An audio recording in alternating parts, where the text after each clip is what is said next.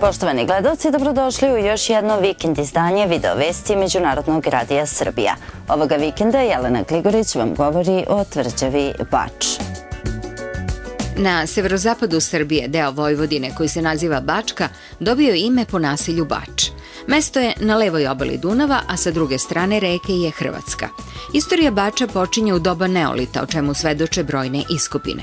U Budimpešti se čuva mač iz tog perioda nađen u okolini današnjeg Bača, a iskopine iz rimskog perioda pokazuju da je tu nekada bila veća rimska naseobina koja je srušena u napadu varvara.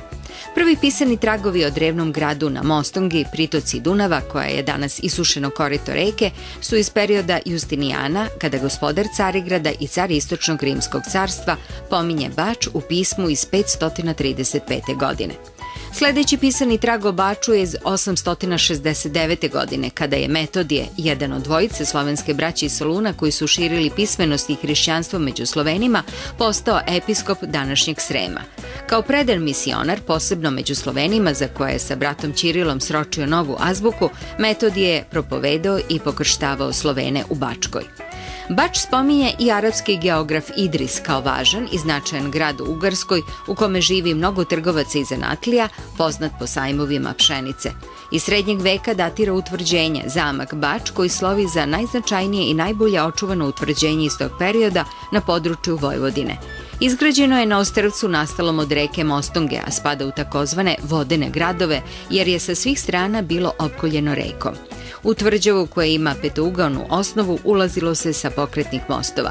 Na svakom uglu nalaze se isturene kule, a u unutrašnjosti tvrđave je najviša centralna, takozvana donžon ili branič kula. Služila je i za osmatranje. Utvrđenje Bač je zidano od 1338. do 1342. godine u vreme vladavine ugarskog kralja Roberta Anžujskog, a konačni izgled dobija u 15. veku. Nadbiskup Petrus de Varda je zaslužan za lepši izgled tvrđave, a po njegovoj naredbi je reka Mostonga produbljena kako bi dunavske šajke mogle da doplove do Bača. Prilikom radova na rekonstrukciji zamka krajem 15. veka u južnim i severoistočnim kulama napravljeni su široki topovski otvori. Nekoliko decenija kasnije turska vojska je zauzela utvrđenje, a ubrzo posle Mohačke bitke početkom 18. veka tvrđava je spaljena, razrušena i napuštena. I pored tog varvarskog čina, posetioci i danas mogu da se dive ovoj građevini zidanoj od opeke.